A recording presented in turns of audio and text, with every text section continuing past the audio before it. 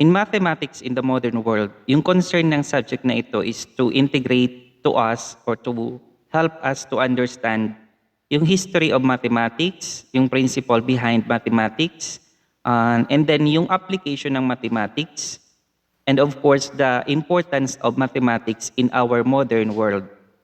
First, we define mathematics as the science that deals with the study of logic. So kapag sinabing logic, it is a systematic or valid rules of inference. Like kapag nag-a-add tayo or nagsusubtract tayo, meron tayong rules or valid rules na ginagamit dyan, and then meron tayong nahahanap na true value of answer. As you can see dyan sa ating slides, sa second picture na nasa gitna, yung nilagay dyan na example is fruits. Diba? Yung inad yung fruits and nag-subtract din ng other fruits and then may lumabas na answer. Yan yung ibig sabihin ng logic. It is a proper or reasonable way of thinking about something. So halimbawa, sa first line, may ilang pieces ng fruits na inad. 3 yan, and then nag-equal siya sa 36. Then sa second line, pinalitan ng 2 prutas yung 2 inad na fruits. Okay? At bumaba yung kanyang sagot to 28. Then the third line, pinalitan pareho yung fruits at bumaba yung answer to 3. Okay? So ang tinatanong is ano yung value nung orange, ano yung value nung second fruits natin. So that is yung pakwan, 'di ba? Yung melon, okay? And yung isa is banana, 'di ba? So yan yung ibig sabihin ng logic, okay? So ito hindi naman siya kadalasan na ginagamit, pero 'di ba in some areas like in social media nakakakita tayo ng ganyan. So yan pala yung tinatawag natin na logic.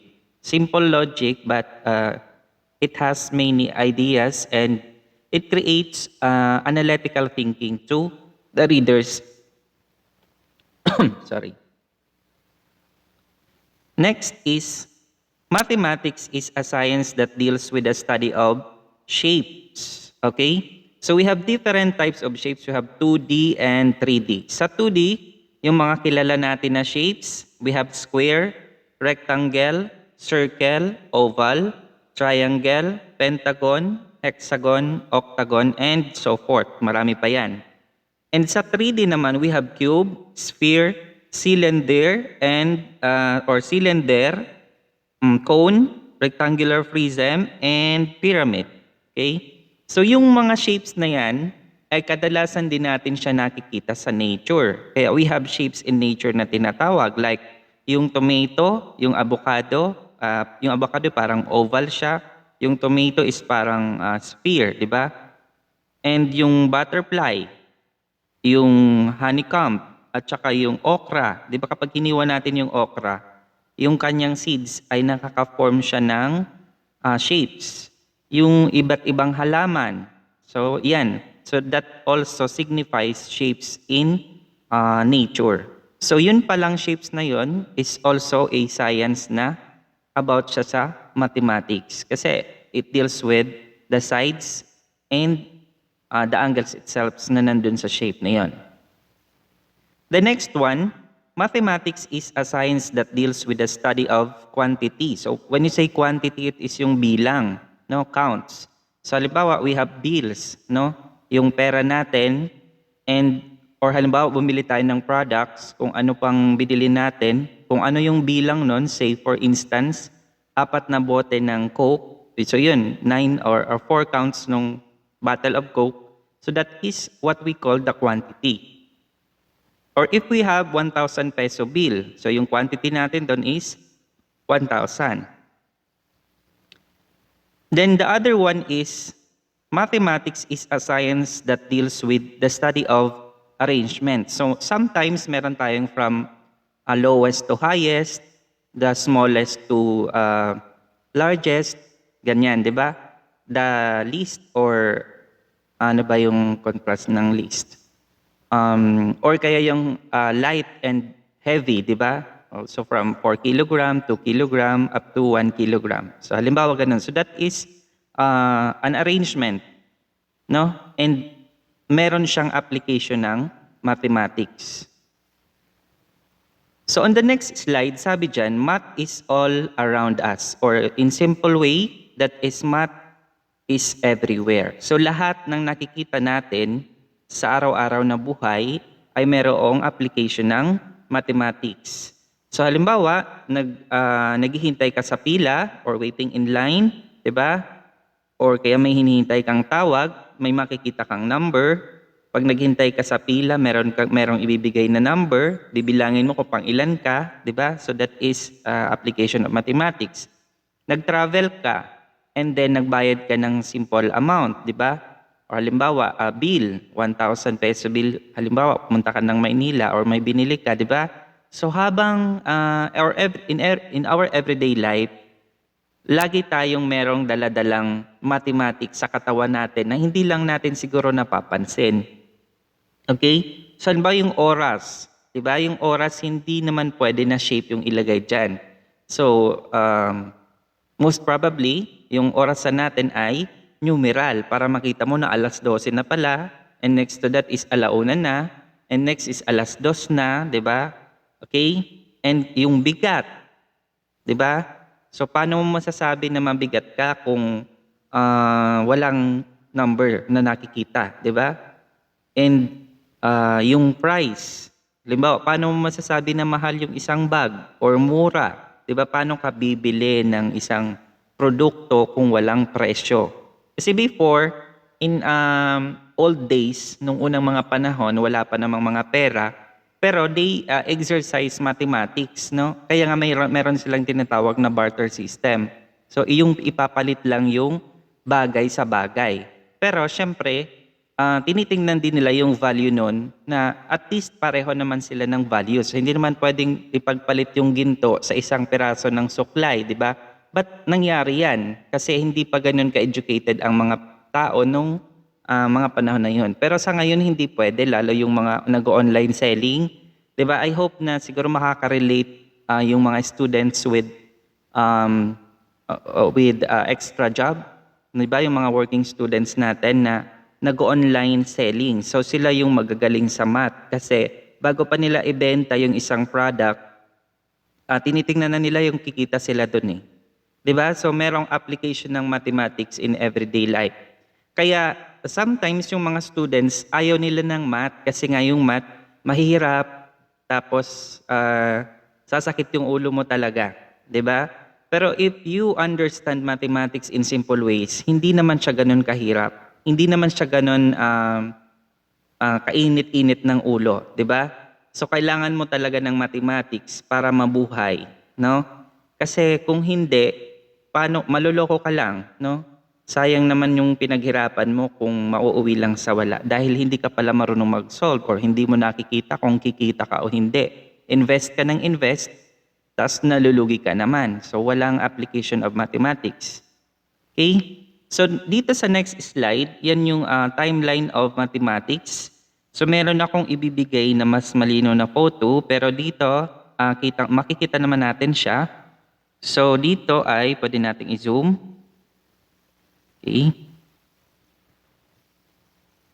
So nung 575 BC, before Christ, anyway yung time nun is pag sinabing BC or before Christ, habang 0, mas maliit yung number, mas malapit siya dun sa time na BC.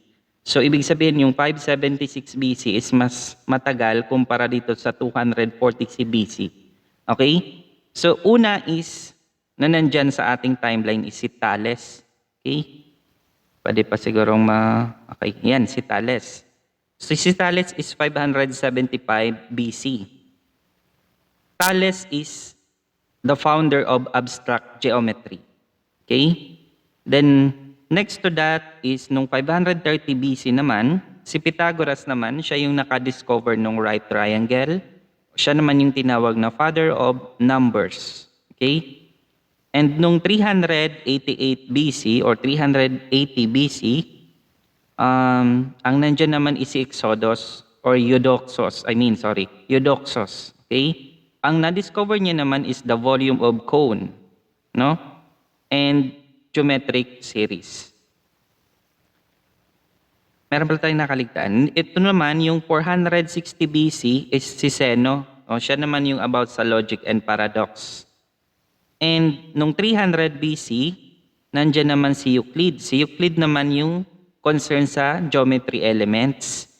And nung 250 BC, nandyan si Diophantus. Okay? Si Diophantus is the father of algebra. Okay? And nung 240 BC, nakilala naman si Archimedes. Kaya meron tayong Archimedes principle, di ba, sa science. Okay? So, siya naman yung concern sa integration, volume, at saka sa physics. Okay? And nung 220 BC, nakilala naman si Apollonius. Si Apollonius is the great geometer. The great geometer. Okay? Yan ay nung 220 BC. At meron pa, hindi lang si Apollonius, meron pang mathematician nung 220 BC, siya ay si Eratosthenes. Siya naman yung sa prism, sa numbers and circumference of Earth. So yun, siya yung nakadiscover nun. And then, nung year 250, ito yung after na nung death, no? AD na to, no? Meron tayong si Luhul. Siya yung naman yung concern sa solid geometry and sa system of equations. Nung 400 years, meron naman si Hypatia. Siya yung editor of great works or teacher siya nung time na yun, no? And then, nung 820 years, nakilala naman si Brahmagupta. Siya naman yung concern sa zero and numerical analysis and quadratic equation. And then, nung 810 years,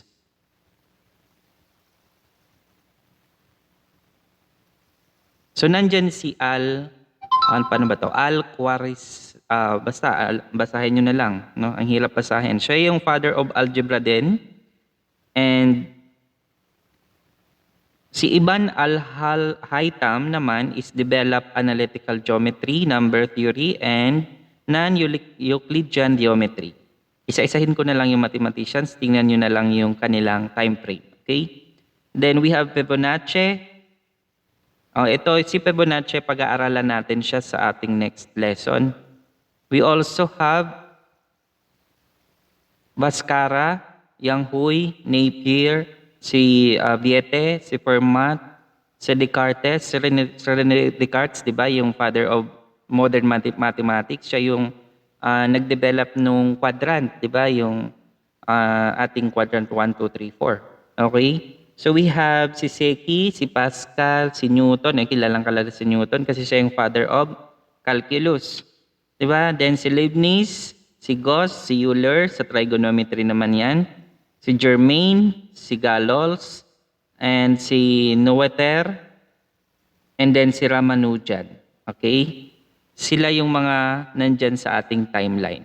Itong timeline pala na to, no? Ito yung from age of geometry to age of algebra and age of analytic geometry. So nandyan naman sa ating module yung mas malinaw na version nito. Okay?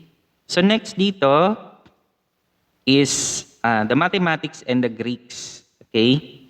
So nakikita nyo sa picture, hindi siya Last Supper ha. Hindi sila yung mga apostles. Iyan ay mga Greek mathematicians. So nung panahon na yon, merong mga schools na nagturo about mathematics. So we have the Ionian School, the Pythagorean School, the Iliatic School, the Sophist School, the Platonic schools, the schools of Exodus, and the school of Aristotle. Okay, so itong the Ionian School na to, yan. So it is founded by Thales, who is often created for having given the first deductive proofs and developing the 5 basic theorems in plane geometry. Okay? So next is, yung Pythagorean School naman is founded by Pitagoras, who studied proportion, plane and solid geometry, and number theory. And next to that is the Iliatic School. So which included Zeno of Elia, kaya tinawag siyang Iliatic School, famous for his 4 paradoxes. Next is the Sophist School. So yung Sophist School, which is credited for offering higher education in the advanced Greek cities, ang tawag sa mga tao dun is Sophist, no? Sophist provided instruction on public debate using abstract reasoning. And next is si Plato naman, yung Platonic School. So founded by Plato, who encouraged research in mathematics in a setting much like a modern university. And next to that is the School of Eudoxus. It is founded by Eudoxus, who developed the theory of proportion and magnitude and produced many theorems in plane geometry. And last school sa Greeks is the School of Aristotle. Also known as the Lyceum, was founded by Aristotle and followed the Platonic School. Okay? So yan yung ating mathematics and Greeks. So dito sa picture na to naman, makikita nyo yung old or ancient mathematics in Egypt.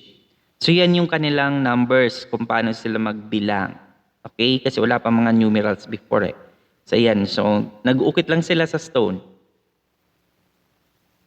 Ito naman yung Indian mathematics. Yan yung table nila, no?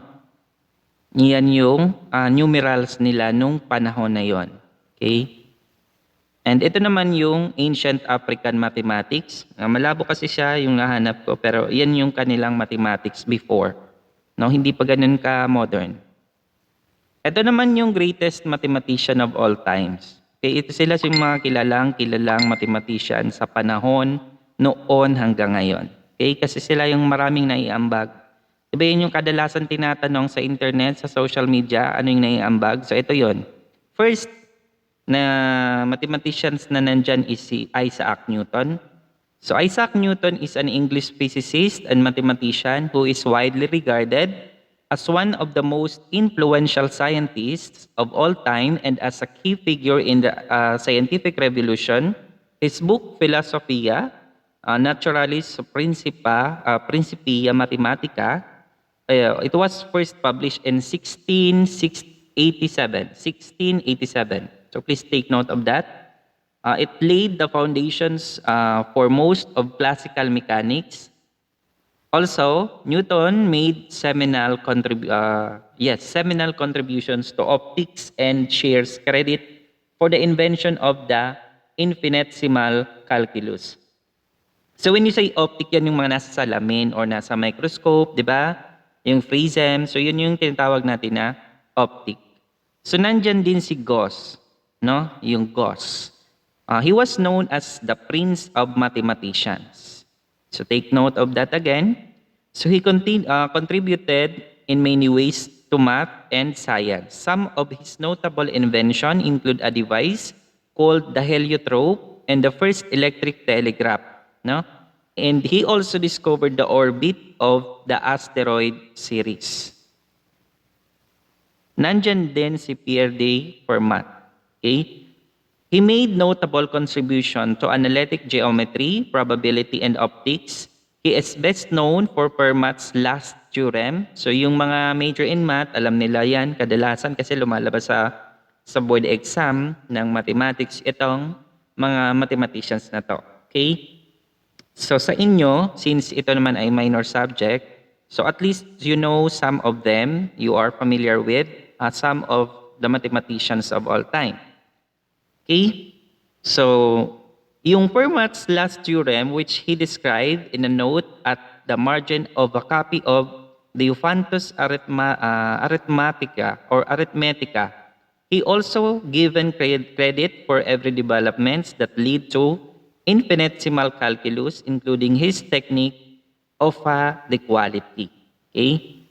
So next is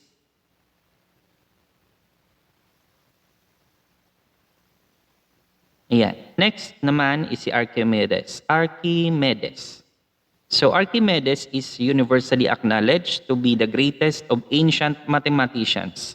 He used the method of exhaustion to calculate the area under the arc of a parabola with a summation of an infinite series and gave a remarkable accurate approximation of pi. So sa kanya pala galing yung pi. So nakikita nyo sa calculator, ginagamit natin yung pi kapag solve tayo ng circle, 'di ba? Yung 2 pi r squared, 'di ba? Yung pi r squared, 'di ba? Yan yung ating formula for the area of circle, I mean.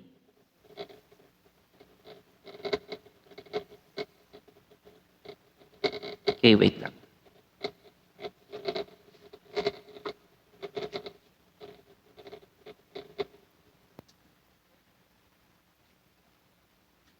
Next is si Lagrange. Okay? So he made significant contribution to all fields of analysis, number theory, and both classical and celestial mechanics. So it offered the most comprehensive treatment of classical mechanics since Newton and formed a basis for the development of mathematical physics in the 19th century. Okay? And next to that is si Leibniz. So si Leibniz naman is a German mathematician and philosopher. He occupies a prominent place in the history of mathematics and was the first to describe a pinwheel calculator. Okay, kasi di ba meron tayong mga abacus, ganyan. Siya naman meron siyang pinwheel calculator. He also invented the Leibniz wheel, used in the arithmometer, the first mass-produced mechanical calculator, and he also refined the binary number system, which is at the foundation of virtually all digital computers. Next is si Euclid, okay? Euclid was a Greek mathematician who is frequently cited as the father of geometry. His works Elements, yung Elements is a book, no? Title siya or cover siya ng book. Okay? So his work Elements is one of the most influential works in the history of mathematics and describe the principle of Euclidean geometry. Next is Pythagoras, who is sometimes called the first philosopher because he studied under Anaximander. So Anaximander, isa din siya sa mathematician, student niya si Pythagoras.